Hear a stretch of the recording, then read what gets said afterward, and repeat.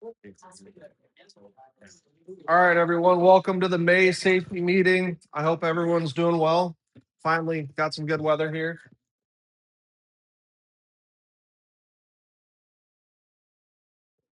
Choose the arrows. All right, so some topics we're going to be going over today: DOT hours of service, some roadside breakdown, and some pre-trip inspection stuff. And I got some other fun stuff for us. All right, pre-trip inspection. So, guys, this is our moment of high influence before we leave our destination. So that long list of things that you go through on the tablet is not just for scrolling through and hitting accept. It is a legitimate checklist for what we need to be looking at. We are working on taking some things out, adding some things in, but I want to see you guys out there physically lifting up the hood of the truck, checking the fluid, checking the levels. We had a truck in Rockport blow a hole in one of our motors. We don't think it was due to the driver not putting fluid in the engine, but I think that's one way to catch it. So we want to make sure that our trucks have fluid, and we're making sure that we're catching all the small defects that could later lead to potential violations. What happened is we had a driver who was driving along the highway going to a customer. One of the connecting rods came out the side of the block. Typically, when that happens, that's because it was a full oil system, It doesn't appear that that was the case. Looks like it was some kind of a defect, but we don't know yet. They haven't taken it apart yet. But yeah, that is something that could happen if you don't make sure your truck's got oil. So make sure it's got oil, keep your equipment clean. Some things that we usually look for: a tire issue, or things that are usually missed: tire issues, small air leaks, a tire driver, a rushed inspection, or assuming everything's okay. All right, so why pre-trip matters: protects your CDL, prevents roadside breakdowns, prevents DOT violations, protects everyone on the road. Most out of service violations are things that could have been caught in the yard. Uh, Fun fact: the DOT inspects approximately 1 out of every 5 trucks. All right, so what gets missed often?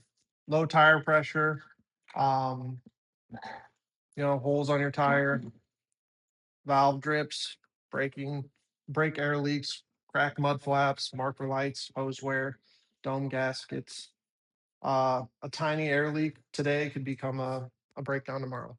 So make sure you guys are watching out. Some things that we need to pay attention are our valves, our blind flanges, our cam locks, dome lids, placards, hoses, and hose caps.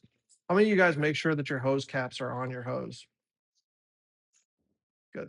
So I know it's not a huge thing because we're usually using the customer's loading hose or our hose to unload here. But when we go to customers, we do have our own hoses and our hose trays. But one thing that they could knock you on is if those things aren't completely sealed, they could get you in trouble on a DOT inspection. So we're gonna make sure that we're doing that. Uh One thing that we want to be looking for is drips, wet fittings, product residue. If you see something, stop, take a look, ask questions. Why did this happen? Not, it's always been that way. Okay, so what defect do you think the DOT catches the most often? Tires. Who said it first over there? No, you didn't. You did? Okay. All right. I didn't bring up any hats, but I got some hats. I'm keeping track. All right. So level 1 inspection areas, they're going to obviously look at your logs, your hours of service, your brakes, your tires, your lights, any leaks that are present. Make sure all your placards are matching and your shipping papers are relevant. Seat belts, housekeeping. They're going to look for your orange book, so make sure you got that handy. Um, they're looking for sample bottles rolling around. They're looking for dirty cabs. Normally, if they see a clean truck, they know that it's organized, and so is the company. So that's one thing that we need to work on, guys. All right. So loose hoses, sample containers, trash under the pedal, chemical residue, and tools left on the trailer. So we want our trucks looking as clean as possible because that's at the end of the day what's going to stop us from getting uh, out of service inspections. We do have a really good record, so I thank you guys for all the effort that you guys put in, and let's keep it going. All right, so staining and residue. I know there's a lot of staining and residue that has to go with our plants, but it also applies for our trailers. So it could indicate a small leak, a valve seepage, loose fittings, dome gaskets, product buildup, corrosion beginning. So you should never ignore any one of these sites. If you see something, say something. Um, it could be a little dribble today. It could be a large catastrophic thing tomorrow. All right, so valves, check around the flanges, the valve stems, cam locks, caps, hose connections. Watch for product discoloration, dried chemical residue, staining patterns, pooling. Most leaks don't start as major leaks. They usually start as small minor failures and build up into a large leak. All right, so things to look for: brown, orange staining may include corrosion, product reacting with metal, long-term seepage. White crystallization may include dried chemical residue, a slow leak, splashing during loading. Wet or shiny could be a potential active leak.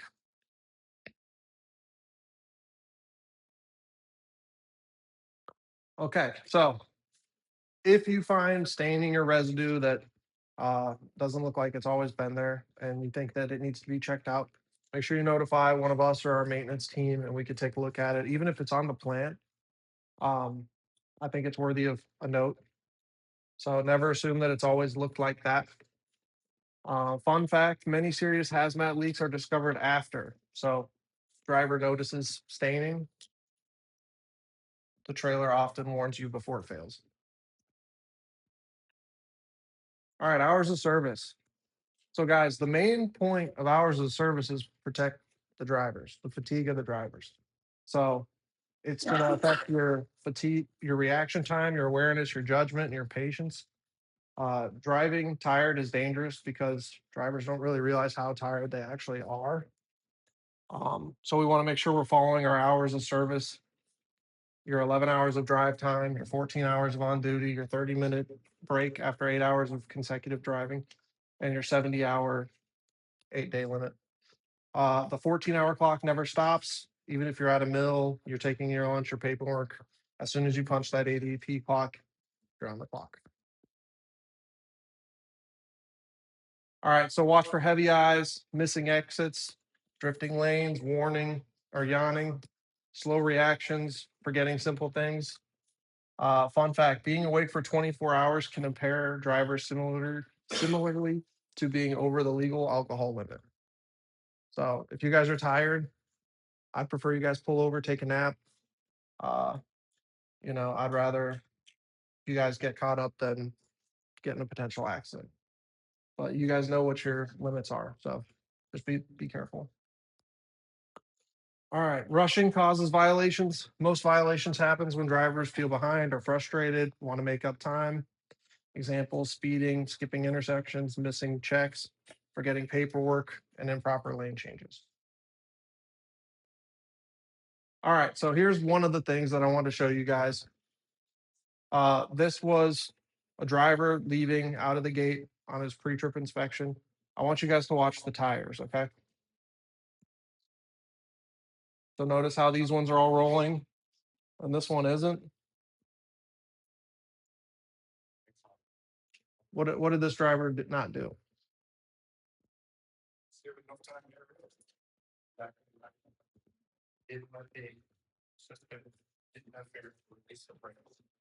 So this is a part where patience and attention to detail really kicks in, guys. We have a long skid mark going down the path now.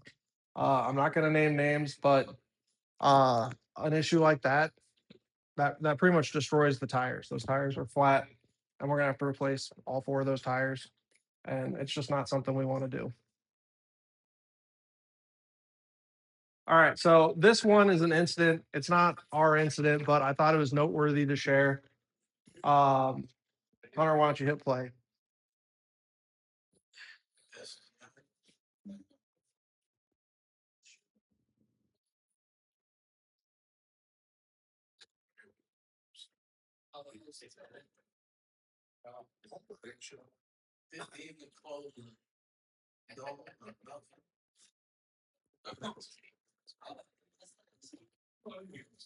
And I'm not going to show the other pictures, but he did his slosh test when he left. So guys, I think there's a lot that could go into the training behind that. I think this driver got tossed off his routine. He went in there and talked to the operator how he normally did, and he just forgot where he was in his routine, got in his truck and drove off. It could happen. So we just want to make sure that we don't let stuff like this happen. I know we have days where we're in our fog and we're being complacent, but we really need to drive home our checks and our double checks. DOT has big out in scales. When you go into the scale, they have a computer that actually can tell how much air is in each one of your tires when you go through the sensors. So make sure you guys do your pre-trip and make sure your tires have air in them. So, all right. I just think an incident like that is completely avoidable. And one more thing, when we're doing our slosh tests, guys, where are we doing our slosh tests? In containment. A slosh test is no good if it's out of containment. And I was arguing with some people about that, but all you need is 4-5 feet, build up enough speed to splash the product around. We should never be doing our slosh tests outside of containment. All right. Well, who said it first? Tom, you're disqualified. All right. Steve, good. All right. What causes the most DOT out of service violations? Tom, stop answering. You're too good. All right. All right. What should a driver do if they're feeling fatigue?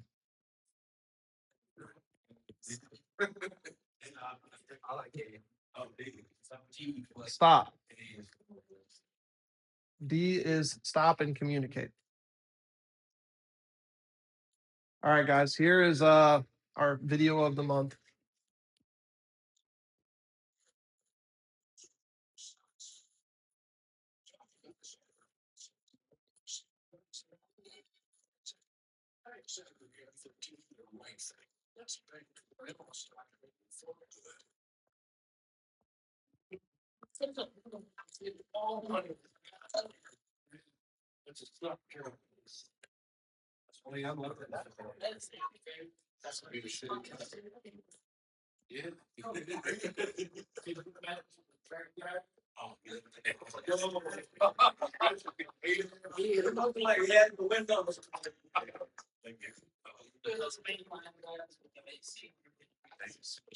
All right, guys. So what do we do at every train stop? Stop, look, listen. Good.